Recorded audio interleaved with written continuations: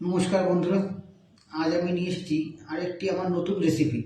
তো রেসিপিটা বলার আগে আমি আপনাদের বলে নিই যে আপনারা তো বিভিন্ন রকমভাবে নাড়ু খেয়েছেন, যেরকম নারকেলের নাড়ু খেয়েছেন, তিলের নাড়ু খেয়েছেন, কিংবা ডাল দিয়েও নাড়ু খেয়েছেন। কিন্তু আজ আমি বানাতে চলেছি আমার নতুন রেসিপি। এটা চেনেন তো? পেঁপে পেঁপে দিয়ে নাড়ু। তো আপনারা দেখে নিন পেঁপে দিয়ে নাড়ুটা আমি কি করে বানাচ্ছি। এই পেঁপেটিকে ভালো করে ছাড়িয়ে ওটাকে গ্রেট করে তারপরে সিদ্ধ করে রেখেছি। সিদ্ধ করে না রাখলে তো পেঁপেটি সিদ্ধ হতে খুব অসুবিধা হবে, সেই কারণে আমি পেঁপেটাকে সিদ্ধ করে রেখেছি। এবার প্রথমে আমি ইন্ডাকশনটা অন করে নেব।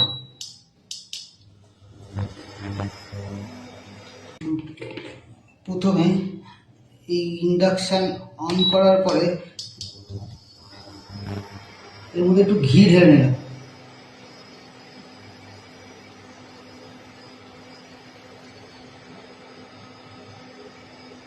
এরপর এর মধ্যে আগে থেকে সিদ্ধ করে রাখা পেঁপেগুলি দিয়ে একটু হালকা করে ভেজে নিতে হবে।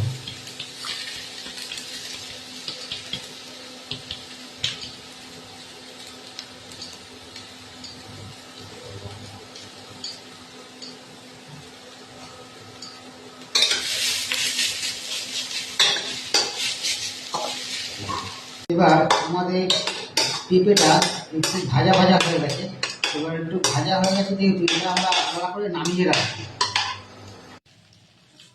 এবার আমরা কড়াইতে একটু গুড় দিয়ে দিলাম।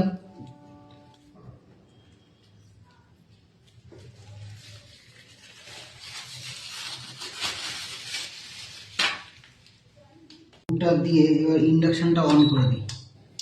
এবার আমরা দেখি গুড়টা অলরেডি গলে গেছে। এবার তার মধ্যে আস্তে আস্তে আমরা পেঁপেগুলি দিয়ে দেবো।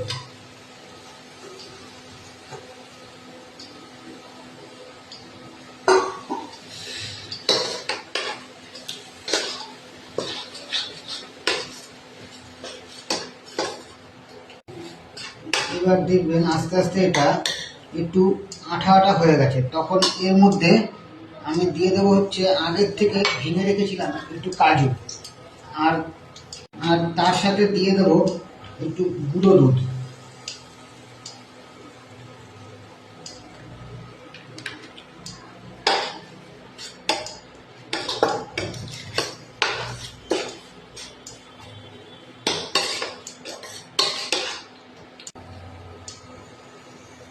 আপনারা দেখছেন এটা মোটামুটি হয়ে এসছে।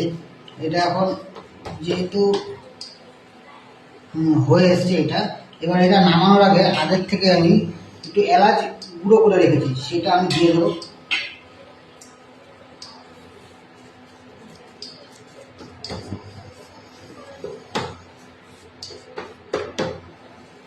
আপনারা এটা কি করে বুঝবেন যে এটা হয়ে এসছে?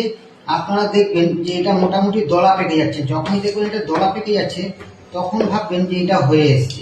এবার এটা নামানোর সময় হয়েছে। এবার এটা নামিয়ে নিই আস্তে আস্তে। এবার আমরা নামিয়ে নিয়েছি। নামিয়ে এবার আস্তে আস্তে এগুলি নাড়ুর মতন করে গোল্লা পাকিয়ে নেব।